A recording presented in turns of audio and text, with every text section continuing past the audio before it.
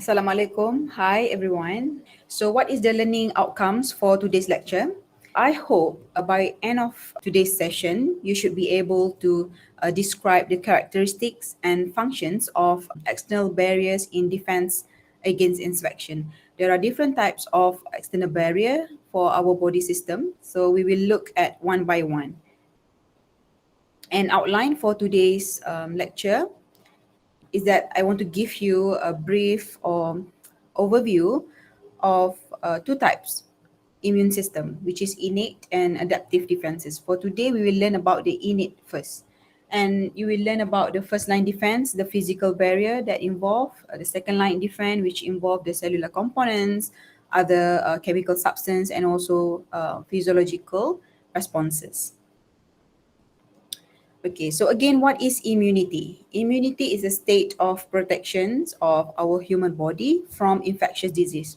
So immunity is body's ability to resist or prevent or eliminate any potential harmful foreign material or pathogens or abnormal cells that willing to incorporate to our body. So it consists of different following activities. For example, defense against invading pathogens like viruses or bacteria, removal of worn out cells, for example, the old red blood cells, used red blood cells, tissue debris, like derived from injury or diseases, and also identification and destruction of abnormals or mutant cells, for example, primary defense against cancer, and also rejection of foreign cells in organ transplant process.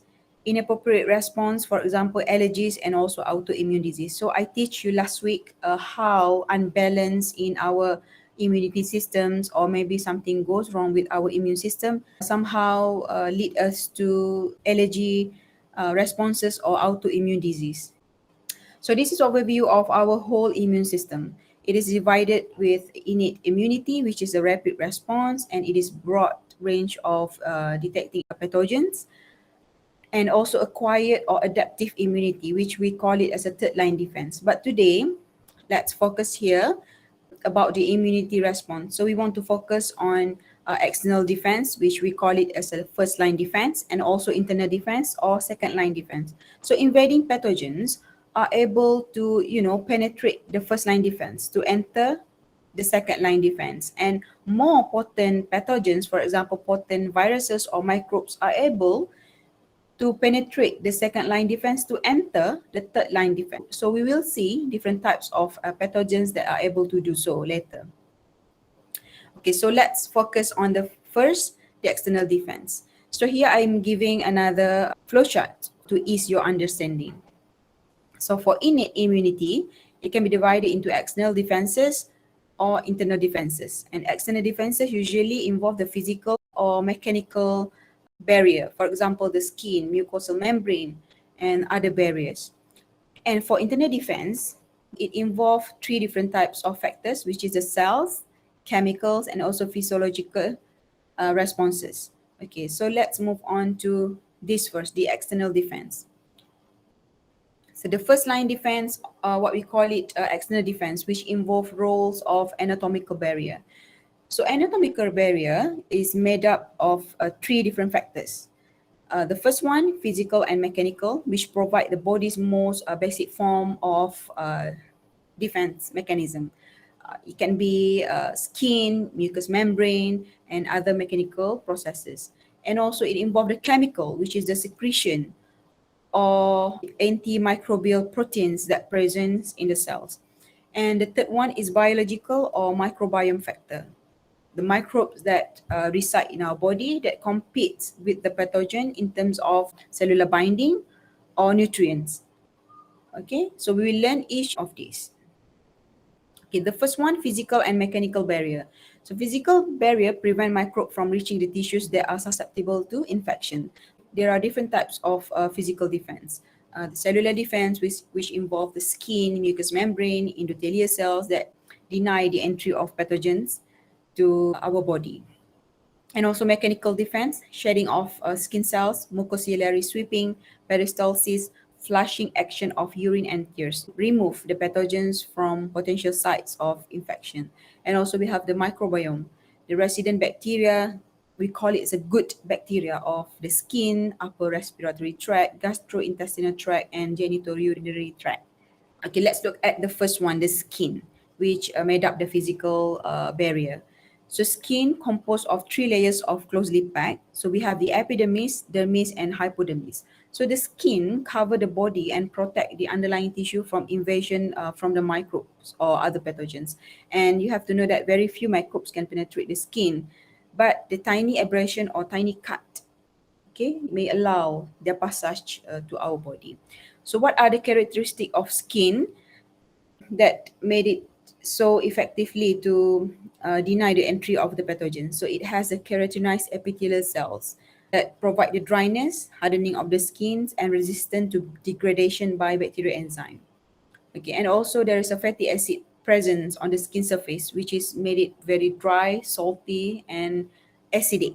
So it inhibit the growth of some microbes and highly resistant to the breakdown by bacterial enzyme. There's also some dead cells accumulated on the epidermis layer that are frequently shed, along with any microbes that may be clinging to them. There's skin antimicrobial properties, for example, relative dryness, sweat, which contain very acidic environment, and also there's lysozyme enzyme, which is the digestive enzyme to destroy the bacteria cell wall.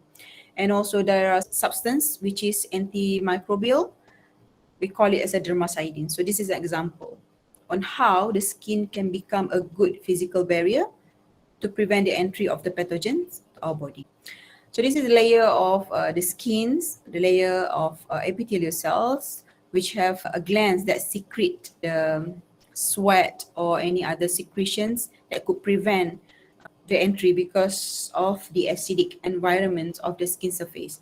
And also the hair also prevent the pathogens from coming in. They could just flush away the pathogens from entering the skin. And also the presence of stratified squamous epithelium, which have the keratinized cells in it. Okay, so keratinized make the skins very dry and hardened, that it prevent the digestion by bacterial enzyme. Okay. So next is mechanical factor. So what is the mechanical defense presence in first line defense of innate immunity? So it's actually a process. It's a mechanical factor. For example, shedding of skin cells, excretion of feces through intestinal peristalsis, the eyes component, which is eyelashes and eyelids. So frequently blinking could just flush away or prevents the entry of the pathogens to our body. And expulsion of mucus via the mucociliary escalator. So the first one, let's get to know what is a mucous membrane, that lining tissues from microbes, the nose, mouth, lungs, and urinary, also digestive tract. So it consists of layer of epithelial cells that secrete a mucus. Okay, what is mucus? Mucus is sticky and slippery secretion which covers the surface of a mucous membrane.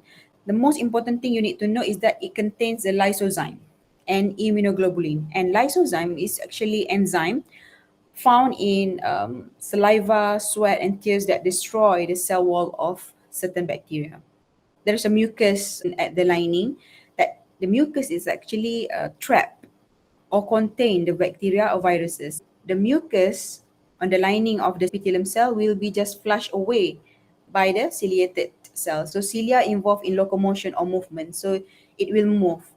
So it will move the mucus containing the viruses and pathogens away from allowing its entering the body. Okay. So this give you a more detailed overview of what is the function of the cilia on the epithelium. So you should know about the mucociliary escalator. So if you look at this picture, it is actually a picture from scanning electron microscope, which showing the ciliated epithelial cells of human trachea. So what mucociliary escalator is that? It push the mucus which trap the pathogens like microbe or viruses away from the lung, move up to the esophagus to be removed by swallowing, and destroy in the stomach, or it can be removed by simply cough up or sneeze out. Okay, if you can see here, like this is the lining of the trachea. So this is the epithelial with ciliated structure. So what ciliated do is that this is the mucus lining. So it will push the mucus up by coughing or sneezing, or it can be swallowing and then destroy in our stomach. So it cannot have a chance to enter our lung structure. Okay, so disruption of the mucociliary escalator, for example, by smoking or chronic diseases such as cystic fibrosis, can lead to increased colonization of bacteria and frequent infection in respiratory tract. So this process is very, very important in the first line to defense our body from the pathogens entry. Okay, so I hope you understand this process. Okay, the next one is chemical barrier. So we finish with physical and mechanical barrier. So what is chemical barrier? So there are different examples of chemical barrier that prevent microbial colonization and pathogen entry. Like for example, number one, secretion from sebaceous and sweat glands, which give our skin a very acidic environment, like pH from 3 to 5. And also the washing action of saliva, tears, or mucus secretion that continually bath the exposed epithelium. And number three, antimicrobial protein like lysozyme will digest the cell wall of many bacteria and destroying them. And also stomach, which have very acidity environment that will contain the microbe or microorganism. It is an example: the flushing action of saliva, tears, and urine, and acidic environment in the stomach, and also lysozyme that weakens the bacterial cell wall and allowing it to rupture, killing it eventually. Okay, so that how the chemical barrier do. So what is the biological barriers? So we should know that in our body there is also a good, what we call it, microbes. We call it as a microbiota or normal flora, reside in many parts of our body and eat more than 1,000 species of them. So it can reside as a oral microbiome, urogenital microbiome, digestive tract microbiome, and skin microbiome. So what this microbiome do is that they compete the cellular binding site with the pathogens. So there's a competitions for mutual binding sites between the microbiomes and pathogens, and also they compete for nutrients. So the competition happens here, which eventually prevent the critical early steps of pathogen attachment and proliferation required for the establishment of an infections. So because of the competition happens, so it could be that the pathogen could have less chances for nutrients and cellular binding sites. Okay. For example, in vagina, so microbiota compete with yeast candida. So it prevents the infection by limiting the availability of sources or nutrients to the candida and inhibit the growth of candida, keeping its population in check. Okay, so you should know that this barrier is not 100% effective because it is in terms of competition. There are still pathogens, bacteria that could, have opportunity for a cellular binding site. It is not 100% effective, but somehow it is a type of first line defense in our body. Okay. This figure is just a summary of the first defense mechanism. So we have the respiratory epithelium with the ciliated structure in it that simply push the mucus away from the site. Okay, let's say this is the goblet cells that secrete the mucus, and epithelial cells also secrete the mucus in skin and in gastrointestinal and urogenital epithelium. Also, the lining of the stomach make it very acidic in pH, and it also contains the lysozyme, which digests the bacterial cell walls in it. Okay. So you go back and then study again this figure. Make sure you understand what is the first defense mechanism in innate immunity. Okay, I want to show you a different system in our body which has different first defense mechanisms. So example here is the respiratory tract. So it has a turbulent airflow by frequently coughing and sneezing to remove out the pathogen away from the body. And also the nostril contains the hair and also the cilia structure at the lining of the trachea that could help to push the mucus trap the pathogens away from our body. It contains the lysozyme enzyme and also the macrophages. So the macrophages is a type of phagocytes that we will learn in the next couple of slides how macrophages works. Okay. Next one is gastrointestinal tract. So the pH of the environment in the gastrointestinal tract, the GI tract, is very acidic, like 1.8 to 2. And it contains also the pancreatic enzyme and bile and peristalsis movement to remove the foreign material from the GI tract. And also it contains the antimicrobial factor together with normal intestinal flora. Next one is genitourinary tract. So in this system, it has the urine bactericidal due to the pH difference, and also the flushing action of the urine could remove the pathogens away, and hypertonic state of the skin's medulla itself, and acidic environments of the vagina, and also keratinization of the epithelial cells. Okay, the last one is the eye structure that contain the eyelashes and eyelid that frequently blinking with just prevent the entry of could be the airborne virus, but it's sometimes not effective. Okay, but somehow it works. And tears also contain the lysozyme, which is the digestive enzyme, and there's a tears that lining or bathing the eyes. So we finished the first line defense, and I already show you different types of system that our body that compose of first line defense. So let's just move on to the second line defense. What happens if the first line defense is not effective enough to prevent the entry of the pathogens? So eventually the pathogens are able to enter the second line defense. So this just want to give you a brief understanding how the second line defense is initiated or activated. For example, that when injury happen, there is a tiny abrasion or cut, or there is a wound in your skin. So what happens? Microbe can enter, right? So will be different types of pathogen will be flooding in to attack. So your body somehow need some immediately response in order to prevent the invasion of those pathogens because they are already past the first line defense.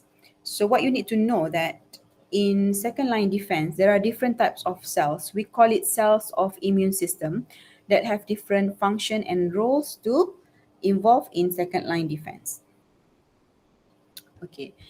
So there are some internal chemical response to a penetrated pathogen in second line defense, and it will be activated by cell-cells interaction, which is the blood cells or white blood cells function, and chemical release, for example, cytokines or complements protein, and also involve the physiologic responses, the inflammatory responses.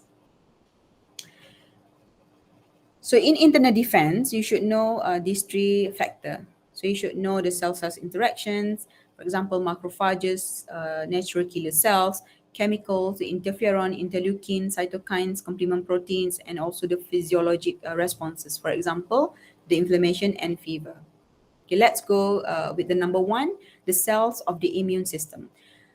In this system, there are two main group of cells that involve. We call it lymphocytes and phagocytes.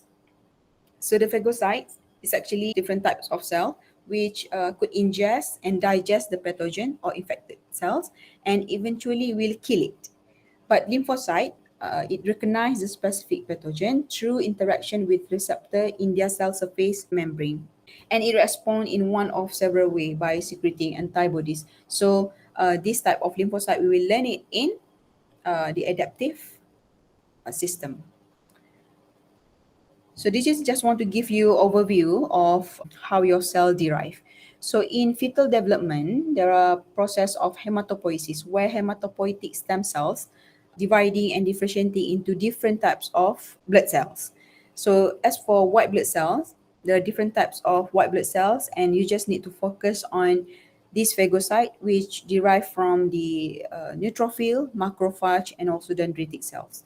And the B and T cells later is very important in adaptive immune systems. Okay, what is phagocytes?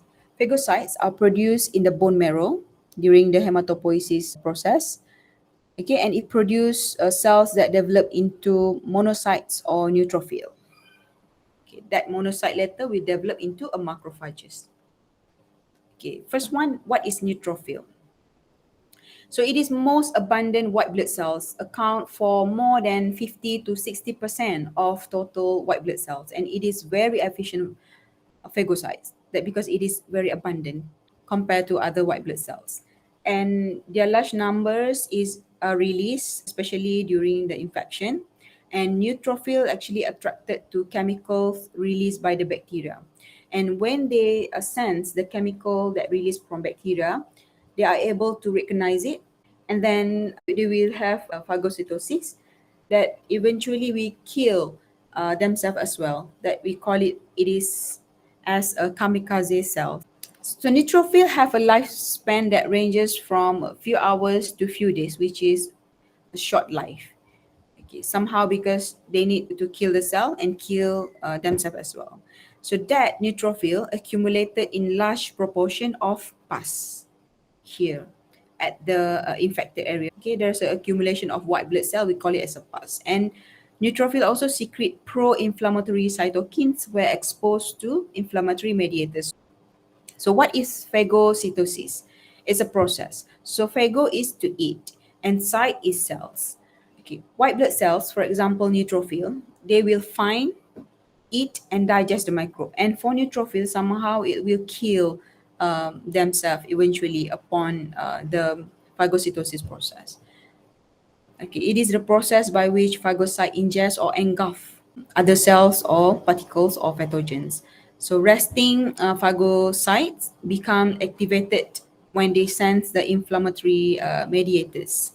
And this activated or full energy of phagocyte will move towards the chemical attractant, or we call it as a chemoattractant, and then will eat or digest the microbes into a debris.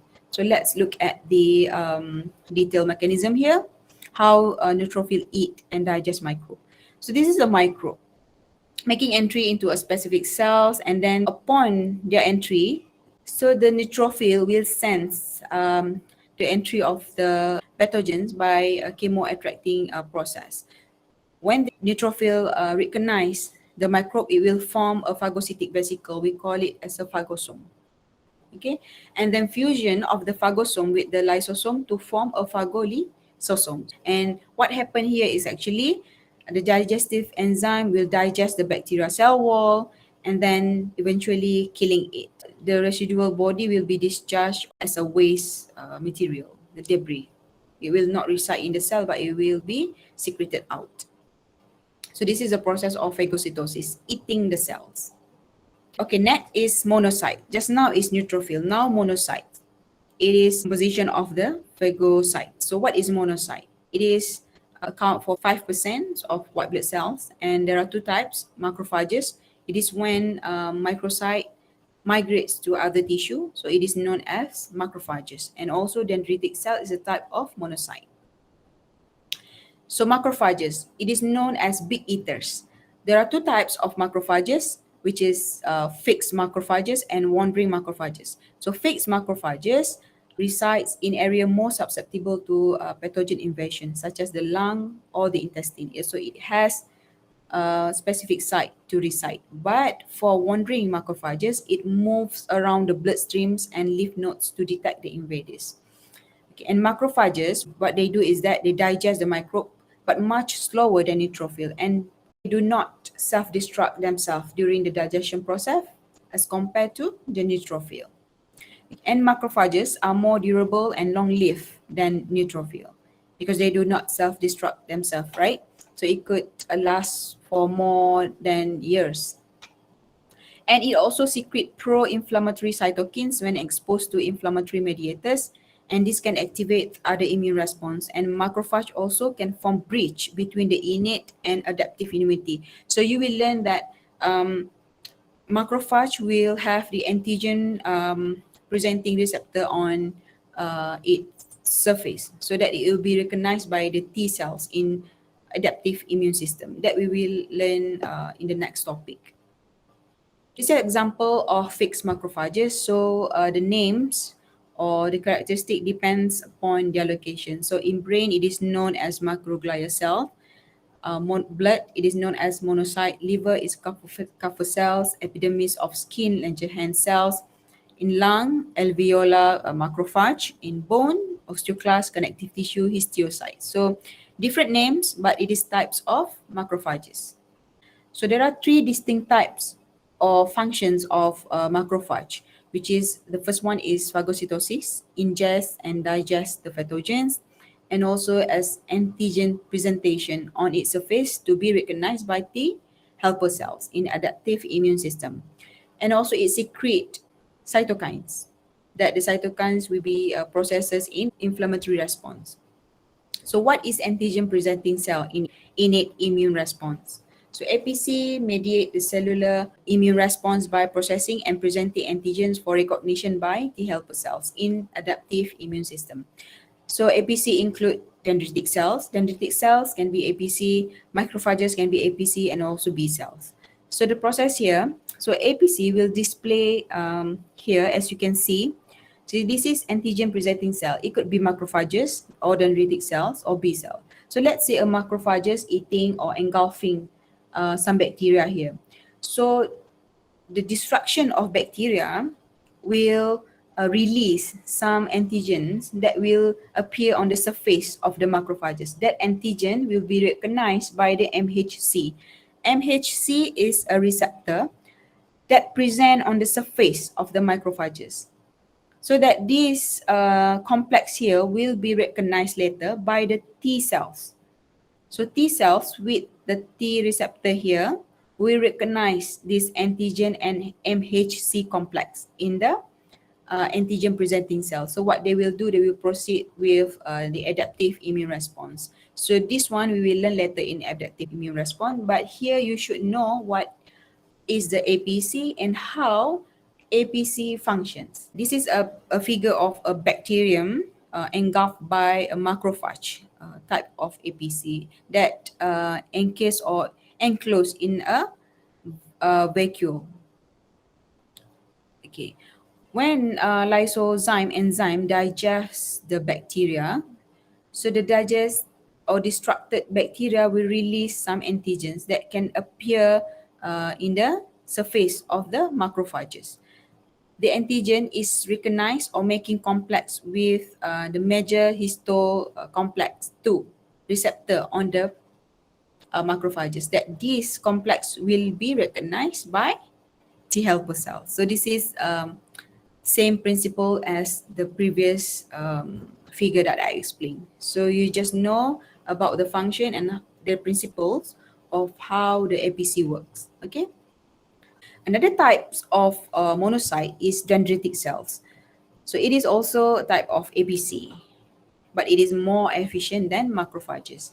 So the cells reside in the structural component of the lymphoid organs, such as the thymus, lymph node, and spleen. Can also be found in the bloodstream and other tissues of the body. So it captures the antigen and bring it to the lymphoid organ to start up the adaptive immune response. And another type of white blood cell is eosinophil. It is specifically to fight the parasites such as helminths and also involved in allergic reaction. So the primary location is intravascular circulation. So it circulates in intravascular system. So the lifespan could be days, and it also releases pro-inflammatory mediators and toxic substance against non-phagocytable surfaces. So pathogens that cannot be phagocytosis by macrophage or neutrophil, it will be taken over by the eosinophil. may balance immediate hypersensitivity reaction by degrading or inactivating mediator released by the mast cells. And eosinophil also release various substances from the eosinophilic granule, and that granule could contain the major basic protein, the MBP, cationic protein, peroxidase, aerosulfatase B or phospholipase D, histaminase or cytokines. And another type is basophil. So it also play specifically to fight against parasite and also allergic responses.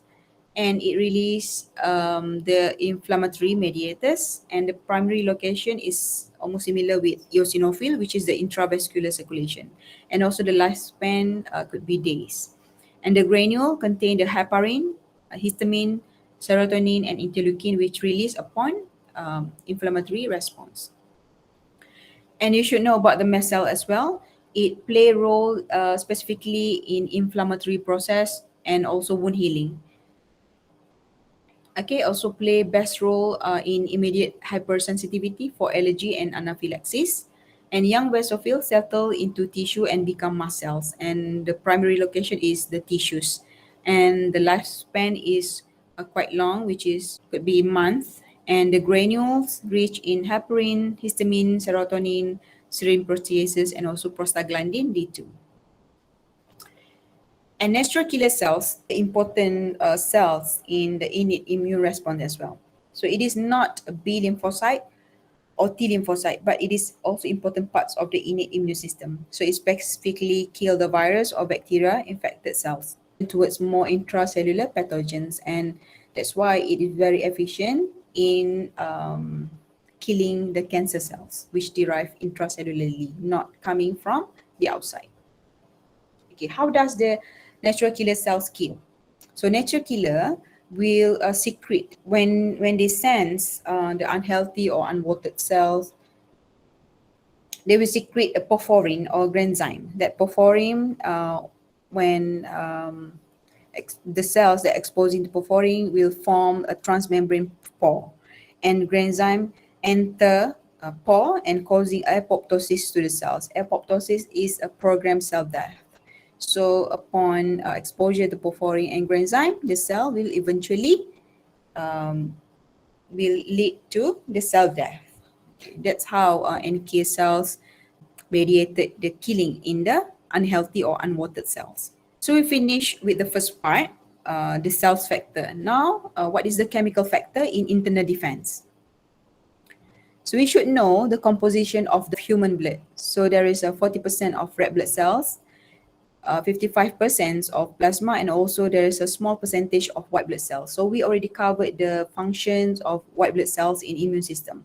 And you should know that in plasma of blood composition, there are different types of substance or proteins that present. For example, the complement proteins, coagulation proteins, and also the cytokines. That these substances are very important in innate immune response. So what is cytokines? It is a small protein secreted by cells of the immune system, and it affects behavior of other cells. It is mainly known as a signaling molecule. Signal and alert other molecule for different types of biological effect, for example. And it is a key player in innate and also in adaptive immunity. For example, interferons, interleukin, tumor necrosis factor, and also complement protein. So cytokines usually are produced in cells. Okay, there is a high expression of genes for cytokines, and that is where cytokine is produced in a cell, and it will be released upon stimulation by mediators, and that these cytokines will be recognized by the receptor of the target cells. And upon recognition, so there are different types of biological effect that can occur. So which cells release cytokines? The first one is neutrophil. I already mentioned just now, neutrophil, macrophages, natural killer cells, all of them are releasing cytokines. The first one is interferons, IFN. What is interferon? It is produced by virus-infected monocyte and also lymphocyte. It secreted a protein known as the key for antiviral proteins. And what they do is that they will interfere with the viral replication by warning the neighboring cell that, hey, there is a virus around, like alarming other neighboring cells, okay, about the viral infection. Let's say if we do not have the IFN, most of us may die of influenza virus or infections because our cells not aware of the viral infected in our body. Okay, if we look at here, the mechanism of the how viral infected cell release interferons. So this is the infected cells. One cells, not one, could be the infected cells infected by, let's say, a virus. So automatically, the interferon will be released by the infected cell that the normal cells and other cells will aware of that, oh, there is an infection occur by a virus, let's say. So what the normal cell will do when they receive the signal from the IFN is that when there is viral infection to this normal cell, they already know how to encounter the attack. So they will interfere the viral replication. So no viral protein will be produced. So viral replication is inhibited. That is how the normal cells action when there is some infection occur, because they already get alert from the interferons that released by the infected cells. And also what happened when the NK cells receive signal from IFM? So they will cause the apoptosis. They will react immediately to release the perforin and granzyme to induce the cell death. And also what happened when macrophages receive signal from IFN? So it will be involved in phagocytosis process. So IFN is like a signaling molecule. So it signal other different types of cells, please be alert and warned about this viral infection. So next one is interleukin, IL. So there are different range of interleukin. It could be interleukin 1 until interleukin 37. But it is not stored inside cells, and it quickly synthesized and secreted in response to infections. And it is a key modulator of behavior on immune cells and mostly secreted by the T lymphocyte and macrophages. So what interleukin do, especially in inflammatory response, it will release upon proliferations of immune cells, increase antibody production, and also activation of immune cells. Okay, now what is complement C? So complement C is substance in the plasma protein that react with one another. It could be C1 until C9.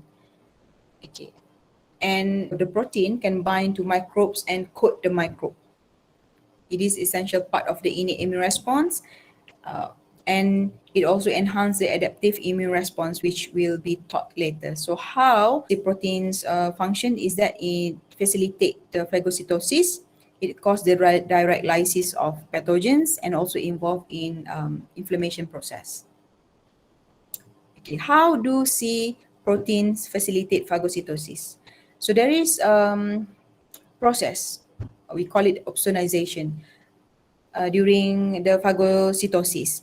Okay, what complement will do is that it will bind to the bacterium, it will coat the surface of the bacterium, that this surface, the complex of C binding to the bacterium will be recognized by the neutrophil.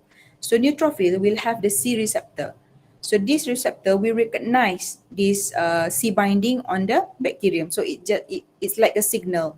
Hey, here there is a bacterium. I already recognize them. So please come and do phagocytosis.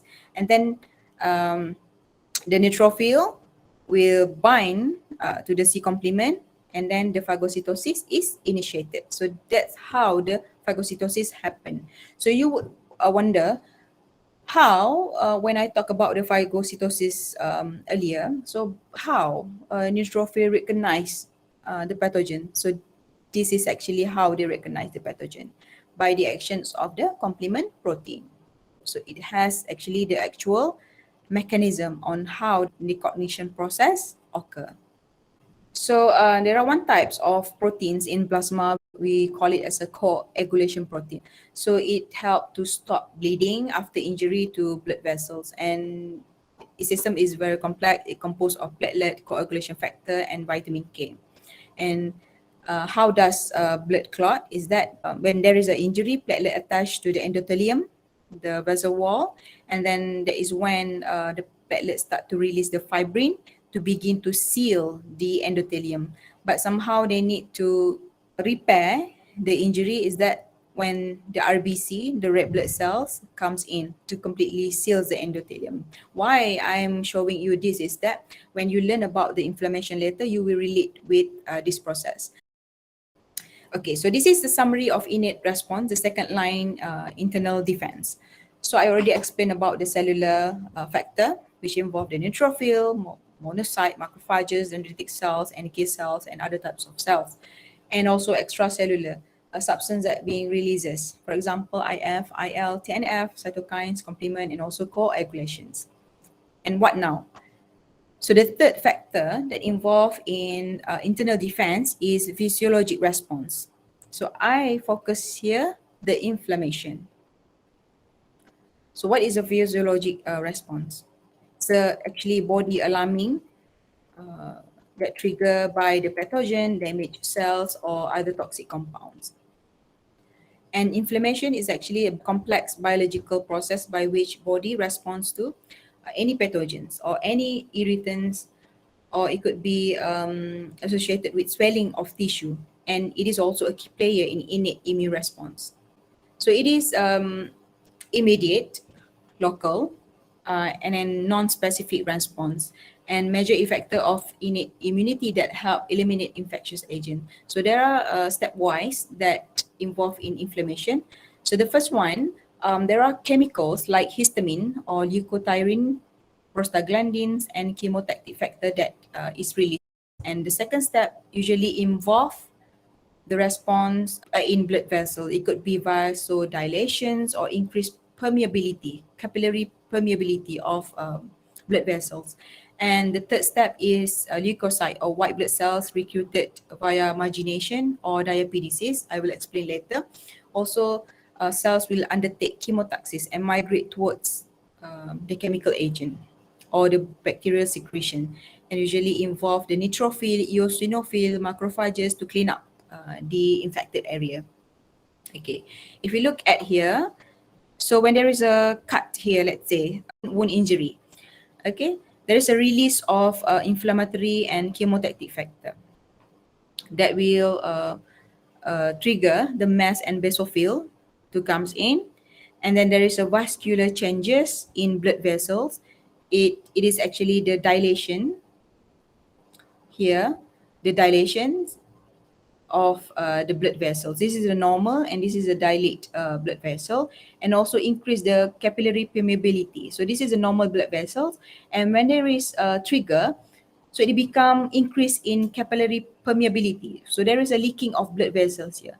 So what happened here is that when there is a leaking, so there is a recruitment of cells to the site of injury.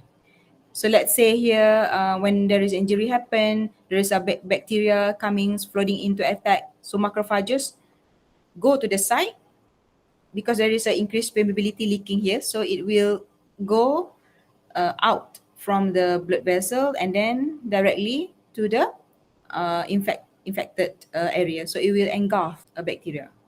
Okay.